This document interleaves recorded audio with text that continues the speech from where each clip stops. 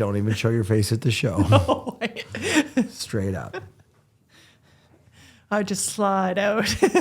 Yeah, your stuff's over there. You have to go back, don't you? Yeah. She'll be just as mad at you as she is as me. She gave you a look, and then she also gave me a look. Right, like you're the responsible one. You need to make sure that he's back. All right. We ready for this? You betcha. Okay, so welcome to another episode of Ag Warriors. Today we have Lesley Kelly joining us. Lesley, I have known Lesley since really, I think 2019, 2020, somewhere in there, and have become a huge admirer and felt like nobody. So the whole point to this, Lesley, is we want to feature people that they battle, right? Mm-hmm. And they work through things and they overcome things, or they're inventive, or they try different things. I mean, we want to share their stories and talk to them. And so, as I've gotten to know you and heard your tips for stress, which sometimes work and sometimes don't. You heard it many times. You heard it like 18 times. That first year I heard it 18 times. I could give your speech right verbatim, word for word, including relax. You laugh, but that became a running thing around here. Is Peter, who did every show as well, would look at me and he'd be like, Jeremy, are you 10? Are you a 10 right now? You need to relax. And I would obviously, that's not my filling my slip tank. That is not helping me.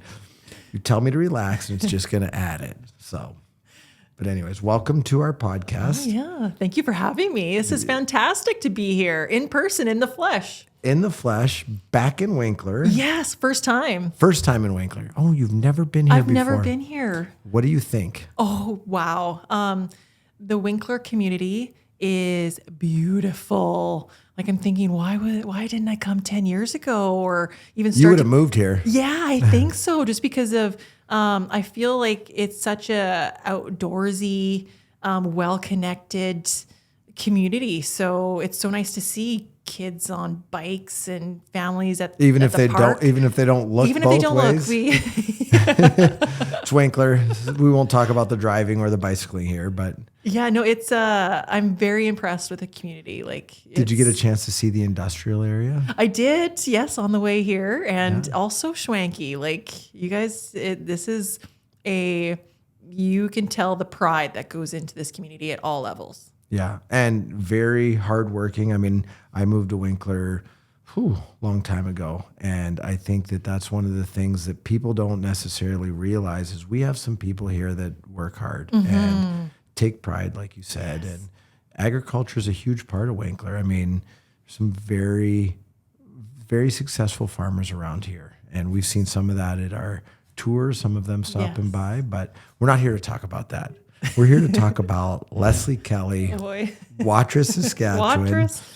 Hopefully nobody cries here, but if so, not a given. Not a given. We don't know what's going to happen. But Lesley, so tell us a little bit about your background. Like, obviously, we'll get to the mental health thing and why you're such a strong advocate for helping farmers and providing resources and mental health. But what's Lesley's story? We've never dove into that. Well, I never thought I'd be a farmer, for one thing. Growing up, my passions were sports. I loved curling and I loved softball, and I knew I was really extroverted. And shocking, very shocking. But I was on the farm at a time where I saw my family go through some hard times, like my dad, and just feeling stress. And he was such a good advocate for just doing things that make you happy. And I didn't think farming was one of those at the time. Wouldn't make you happy. I didn't think farming would make me happy just with seeing his stress at that time. And it was during a time where we called it the brain drain in Saskatchewan. Everyone was leaving to go to Alberta. And I thought that, I really loved business, and I loved, like, on the farm. And you were a marketer, right? I'm a marketer, yes. So I said were. You are. I am. You are a marketer. So I Right. really loved the business act. Like my dad and I would sit and he would show me or work through numbers on the farm side. And I loved that. Didn't necessarily loved hoeing potatoes or unloading trucks or cleaning out grain bins. But You didn't like the work part, I but didn't you like the liked work the part. business part. I liked the strategy part. And Right. then he would talk about, his next moves or what his visions were. And so that's where I thought, you know what, maybe I'm going to go try this business thing. So I went to U of S, and I really appreciated the marketing end of it of why do we buy things, or what do we do to convert people, or what do we do to get to the heart of buying decisions. Right. And there, from then on, it's You mean not everybody impulse buys? well, how do we create the impulsiveness Right. to buy? What makes people tick? What are their pain points? What are their passion points? And what I really loved as I started my marketing career is the branding side. That there was this whole other element to not just a logo, but the feeling that people get from. So what's your from favorite businesses. logo? Oh, what is my favorite logo? Favorite, well, twofold. Favorite logo for a company or something that you're tied to, because you've done all kinds of things. Yes. And favorite logo just anywhere. And if you don't say Thunderstruck, I'm going to be, no, I'm just kidding. Favorite logo. My favorite logo, and one that I would say that I put a lot of heart into it, is probably the Do More logo. Right. Because we built that From scratch. from scratch. Yeah. And we made decisions where we wanted to make an impact. And so the decisions of the colors and the decisions of the look and the decisions of, to me, the feeling that people get from it. I was really proud to be involved in that. And I mean, we'll talk more about Do More, but great organization. And it's got like so Canada's Farm Show, there's 3 ladies walking around, brought us over a banner and different things. And then last week at Ag Emotion. So there's got to be some pride in Do More, and seeing what you guys created. Really, I almost feel like it's not that it hasn't taken off before, but it's just like the big gains that it's making now. I always say, like, we birthed it. It was a baby for us, and then we worked through the toddler years, and now we're in the teenage, the adult years, or getting there with Do More. So it's nice to see or be part of all those transitions, and the impact that the logo or the organization has made, like the stories that people come and share. They're like, oh, we saw that, or this is where we were part of it here.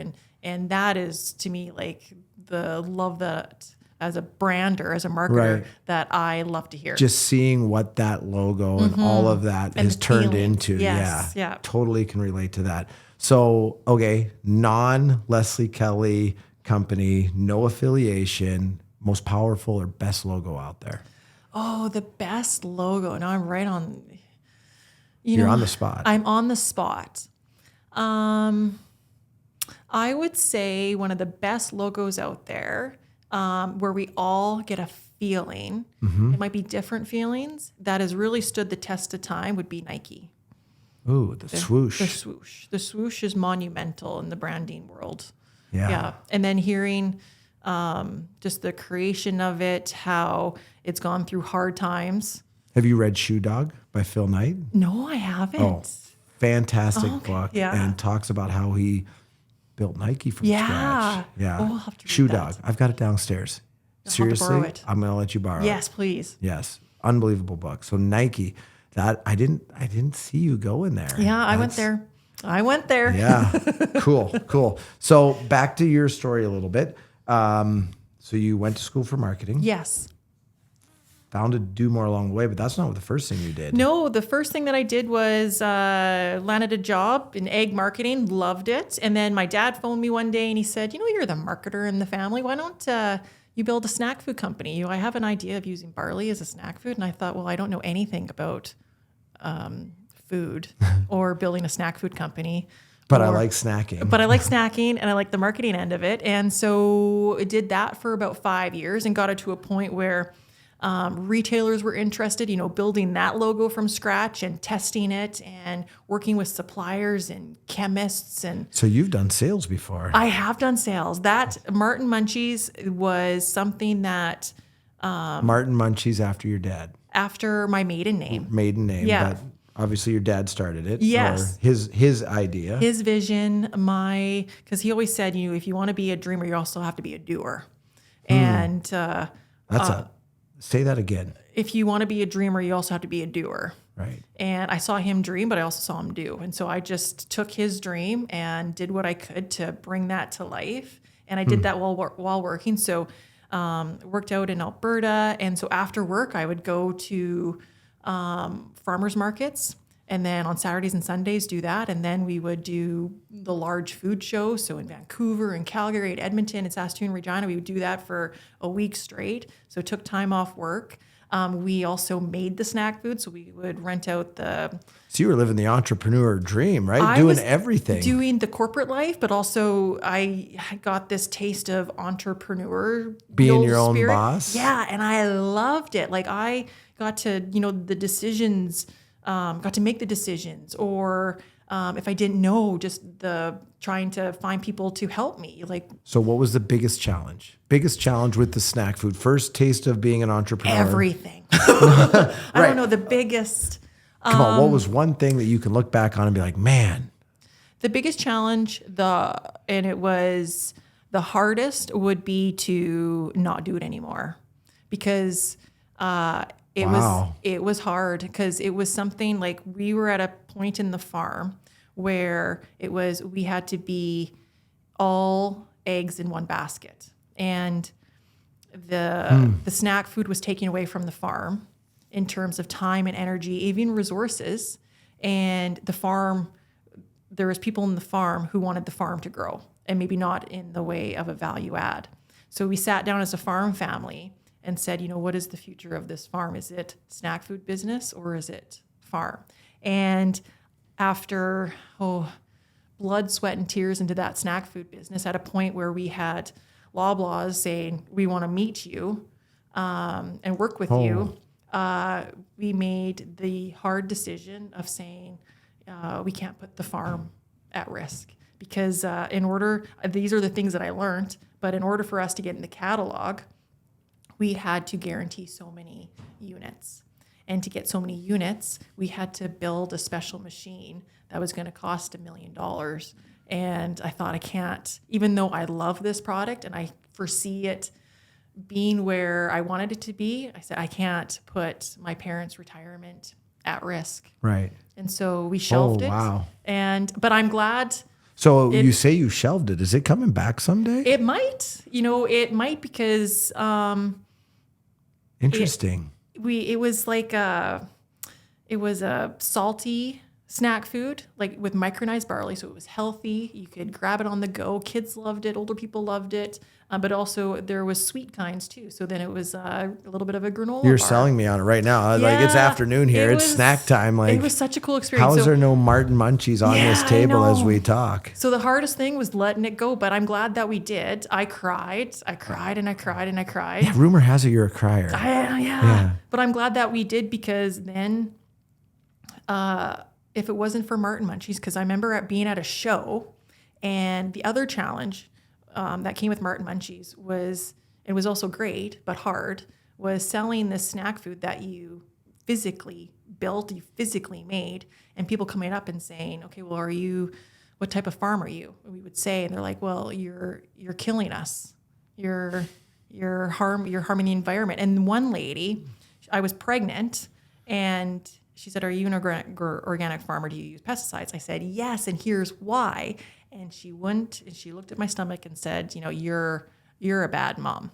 And I took that such to heart, because here in this moment, we didn't think we were told we couldn't have kids. And so I hadn't even had this baby, and someone was already saying that judging I wasn't, you. Yeah. well, yeah, I wasn't a good enough mom. And that was hard. And so, but after we quit Martin Munchies or shelved it, I took that experience and said, because she had such fear in her eyes when I said, no, we're not. And I hope that people don't have that fear. Well, one of the things, correct me if I'm wrong, but I think you've told me this before, is you have schools, you have different groups out to your farm. Is that right? Yes. To show off. Why we make the decisions, like the good things that they aren't hearing. Yeah. And the many of decisions that we make on a daily basis, or the hundreds that go into creating a safe and healthy product, but also what we do to take care of the land. And Right. that's how I built High Hills in canola fields. So I said, I don't want people to have that fear. And so after Martin Munchies came High Hills in canola fields. Just keeping going. And I think that that's something like and I think I told you this a couple of years ago. Like I grew up in Seattle. I didn't have a dang clue how hard it was to farm or even what went into that. And so I think that disconnect between urban and rural is a real thing. And so let me ask you this. Why do you farm? Because it's one thing to have people come out, but why do you farm? What do you love? Like why farm? Why do it? Why do it? I came back to the farm, and it was hard for me because I left my marketing career. Well, not really. Like you haven't really left anything. No, Maybe Martin Munchies, but I left. I would say I was going from a safety net right. to something where Gamblers Anonymous. Yeah, basically, and something that I wasn't good at. So I'm not good at farming. I don't have. You're not good at farming. No, I'm not. I'm not good at farming. How can you say that? Because I'm not. I am. I'm learning every day. But when I was in my corporate marketing career, where I was learning about agriculture, but I wasn't at my farm 9 to 5 or 24/7 like my husband was. So I felt like I had lost 10 years of being in the trenches with my family. And I missed out on just day-to-day decisions. We were part of big decisions, but I wasn't experienced. I was experienced in other things that helped benefit the farm in other ways, but not the day-to-day things. So that's interesting. So you probably felt like you weren't, I mean, correct me if I'm wrong, but weren't worthy to be a part of it. Like, I wasn't worthy to be part of it. And we had the hard conversations within my family saying, and when we moved back, there was a role for Matt, but there wasn't a role for me. right. So And you and your dad and brother talked about that. we talked about that. Holy. And how hard is that to leave a job or career Very that you love? successful. Very successful. FCC, right? Mm-hmm. And like not just at a small level at FCC. I was a part of running and managing teams and had gained lots. And now you're back to the farm. And I'm back to the farm and saying, We got nothing for you. There's no room for you here. No room where we can pay you. You can do some things, but there's also maybe not equipment because we're good with labor. Because we don't want you breaking anything. Oh, we don't want you breaking anything. So it was, and the role that's ready for you is cooking. And I was so like stubborn. I had a hard time. I'm like, I left my career to be a cook, but then my family rallied because they saw how hard this time was for me. They rallied with me, and it was the part of, you're not just a cook, Lesley. You're someone that is feeding the hearts and the soul of this farm because you're coming out and you're bringing a hot cooked meal that we have been looking forward to all day. We get a time to talk. We get a time to see our family. We get a time to connect. We get a time to distress. We get a break. Right. And that pays dividends more than a paycheck. Right. So, and it's kind of, you think about it, you kind of earned your way in too. I worked, and everyone thought, well, it's my farm, so you are already there. And nope, I worked from the bottom right to where I am. Right to the grain cart. Right to the grain cart. And my I have very patient and understanding, a very understanding team. So they helped me through that. And so your dad, like, and I mean, I have insider trading, but your dad really made a lot of the financial decisions. Almost all of them until he passed away. Right. Yeah. And then you just jumped right into that. So from not having a place on the farm to leading the farm, right? managing the farm. And I've never felt more out of my comfort zone the last couple of years. I'm getting better now, but I was at a time where, and I understand why my dad had a hard time letting it go, because when he was sick, that was really what got him out of bed. Right. And have to make these decisions. We'll have to make, and he liked it. He liked that business part. So when he passed away, I didn't even know his computer password. So opening up his laptop and trying to figure out, and then having 4 companies and figuring out the flow of money, figuring out where things were at. Equipment, leases. Everything. Seed. Operating lines of credit, where they were at. And you did this all yourself? All myself, because he did it all, where he would just take the books to the accountant and the accountant would file it and then not ask any questions. Because your brother and your husband and the rest of the family all had their own jobs. They couldn't step into this job. No, they were operations. Yeah. They could provide some insight on the things that, the applications, or what was in the ground, the applications, idea of where things were at. But after that, I spent many days on a laptop and just looking through, trying to figure things out. So incredible. Very hard, but I did. You're here. I'm here. Your hair is no grayer than the last time I saw you. And that was during the year where we only grew 20% of a crop, and we overpriced or oversold our grain. So here I'm trying to figure out finances where we weren't receiving grain checks back. We were having to just write checks. And I didn't think our farm would survive that year. So that year was all about survival of not only my family, but also the farm. And talk about stress. There was 20s, there was 10s and 20s most days. Didn't get a lot of sleep, but we did it. And you're here. And I'm here. So, and that's really the definition of what I think an ag warrior is somebody that, and I think all farmers get challenged in different ways, but somebody that overcomes and pushes themselves past. One of the things me and Quick Dick were talking about that often people do is they live in the gap and not the gain. And that's something that I am working on and trying to get better at, and focusing on where we've come from, and, not necessarily where I want to go and where I'm at. Like, that gap is a killer. But what do you look back? I mean, obviously some hard times, but do you look back and do you recognize where you've come from? Like, yes. Do you think of that? And does that every day? Yeah. Every day of. How important is that? Oh, just it's important to look back and think of, wow, like we've come through so much, but also then to not forget to look ahead, or be present and then look ahead.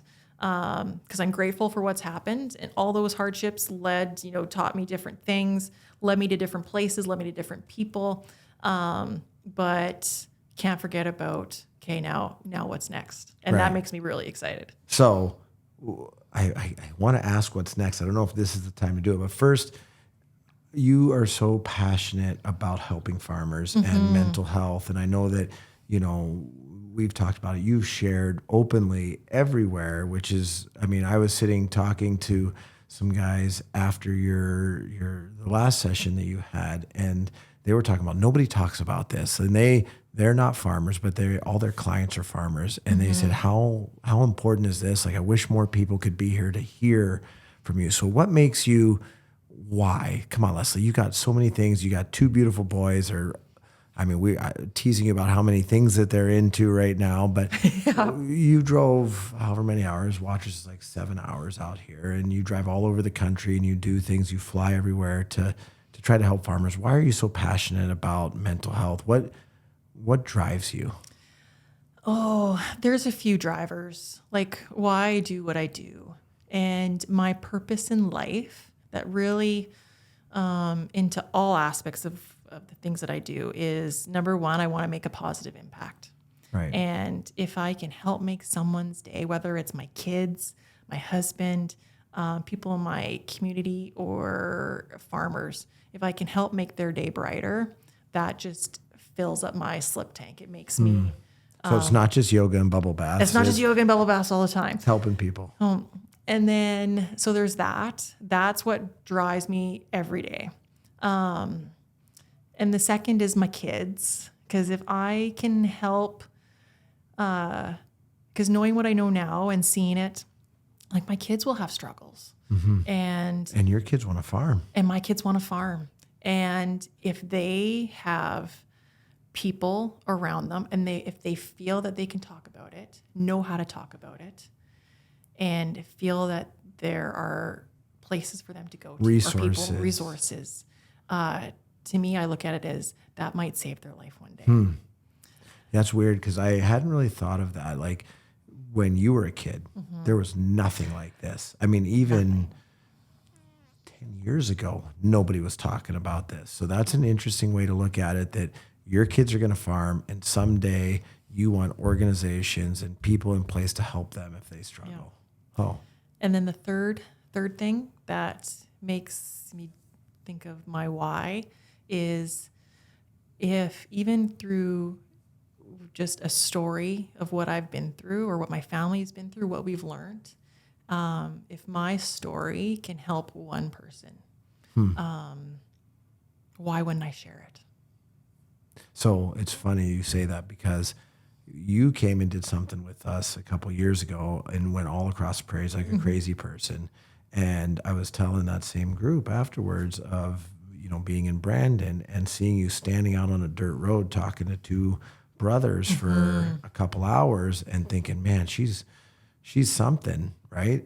But you helped that guy. And I mean, today and every time that I've seen you talk, there's always somebody there's always one person that needed to hear it, etc. So that's cool. So now let's get to it. What is next for Lesley Kelly? What's the big thing? Like you've obviously come so far, so appreciating where you came from, but what's the next big thing? Like where are you like, you know what, this is going to be my home run swing. This is what I want to do. What is it? So what I love about life is everything that I've done hasn't been a dream of mine.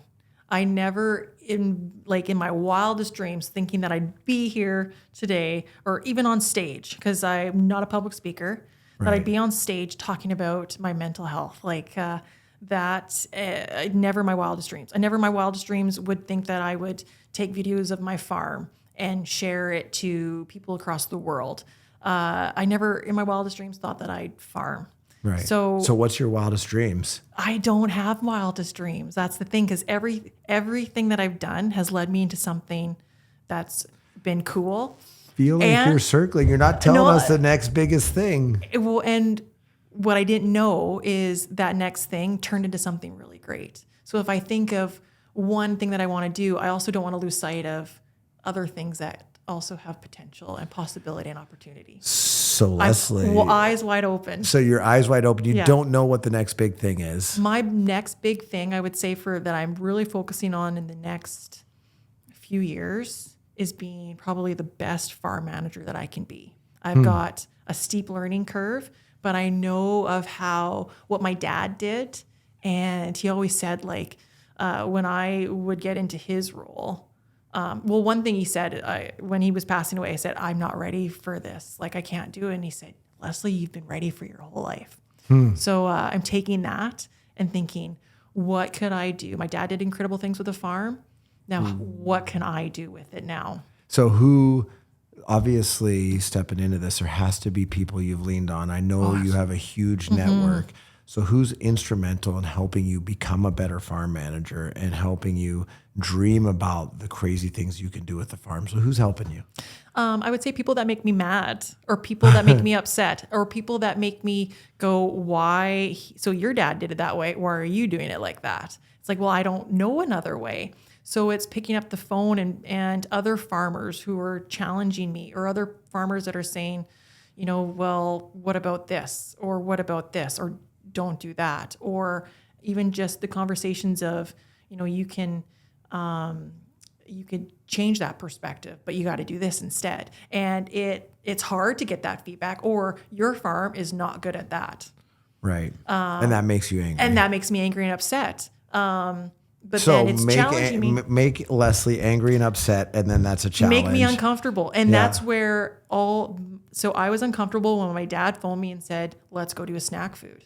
I was uncomfortable when Matt and I did a live video, and we said, no one else has done a live video about mental health. Yeah. But we did it. And so I want to get uncomfortable again and be in the moment for the farm and be like, okay, so then that uncomfortableness, where can I go with it? So that's certainly a challenge you can put out there, is make yourself uncomfortable. And then you shared something I haven't heard you share before that your dad told you. I think share it. Oh, his words of advice? Yeah. Okay. Oh boy. So this one is so hard for me to get through because he said something at pivotal moments in my life that really helped me through things. And I share it in the hopes that it can help someone through their hard times. So when I was 7, we were updating our community center. So there was renos going on, and I was with Typical friends. 7-year-old. Typical 7-year-old. I was running around. I wasn't working. I was in flip-flops, like not there to work. I was there for a good time. And I was playing tag with friends, and I was running, and I stepped on a nail, and that nail went right through my foot. And I looked down and I saw it. And and I screamed and I cried, and my dad picked me up and he put me in his truck, and he held my hand as we went to town. And he said to me as I was crying, Lesley, your foot's going to hurt, but you're stronger than you know. Then I went to him when I was 16. I went through my first boy heartbreak, someone who I thought, future. When you're 16, when I was 16, I know the future. It's a big deal then. But anyways, yeah. I felt like you that. do in the when moment. you're 16. You don't realize. Yeah. My daughters, I know, And he broke my heart, like blindsided me, broke my heart. So I went to my dad and I cried, and he patted my head. I sat on his lap, patted my head, and he said, Lesley, your heart's going to hurt for a bit, but you're stronger than you know. Then when my husband had one of his first panic attacks in the camper, he came out and he shared what had happened with my mom and my dad, and shared all that was his roller coaster of emotions and what he was feeling, and sharing he felt like he wasn't good enough to be at the farm. He wasn't a good enough dad. He wasn't a good enough provider, a good enough son-in-law. And my dad said, Matt, that fear and anxiety, it's going to be there for a bit, but you're stronger than you know. And my dad watched me on the first days that I ran the grain cart. And back when they didn't want you on the farm. Back when I was on Team Z, and they called me only when they needed them. Like, they were desperate. They were desperate times. They called me, and I broke, I think, 3 or 4 shear pins that day. And I held up we went slow, and I could feel that they were frustrated. They're not saying anything. They're not saying anything, but I could feel it, right. And I knew it. And I couldn't unload on the go, and I got back to the yard, and same, I'm not a very good farmer. And my dad saw that in me, and he said, Lesley, today was a struggle, and your confidence is going to hurt for a bit, but you're stronger than you know. And then, so taking that to heart, when we got the news, he was in the hospital, and he only had a couple days left with us because he was, fortunately, cancer overtook his body. And the doctor told us what was going to happen, and we were crying, and he looked out the hospital window. He was quiet in that conversation. I can't imagine what was going on in his mind. And as tears streamed down all of our faces, he looked to us, and he looked to me, and he said, Lesley, it's going to hurt for a bit, but you're stronger than you know. Right. And those words, I held on to those words those last couple days or those last couple years. So you're stronger than you know. He said, Lesley, trust it, believe it, know it. And no matter what you face, you are always stronger than you had ever imagined and that you will ever know. And he was right. He was right, because you could be down in the darkest moments, right. And you will always be stronger than you had ever realized. Right. So that's 2 things that I think that anybody, if we do have any listeners ever that listen to this, those are two things. Like, make yourself uncomfortable, challenge yourself, and you're stronger than you know. Wow. True dat. Lesley, you're amazing. Thank you so much for doing this. I literally don't know if anybody will ever listen to these, but if they do, I hope that they take those words to heart. You are an amazing woman. I'm proud that you're my friend and a part of the Thunder family. But I think your dad would be dang proud of the farm manager you become. Yeah, I think I'm that's a cool thing. hoping I'll get there soon, one day. Someday. Be uncomfortable. Yeah. Awesome. Thank you so much. Thank you, Jeremy.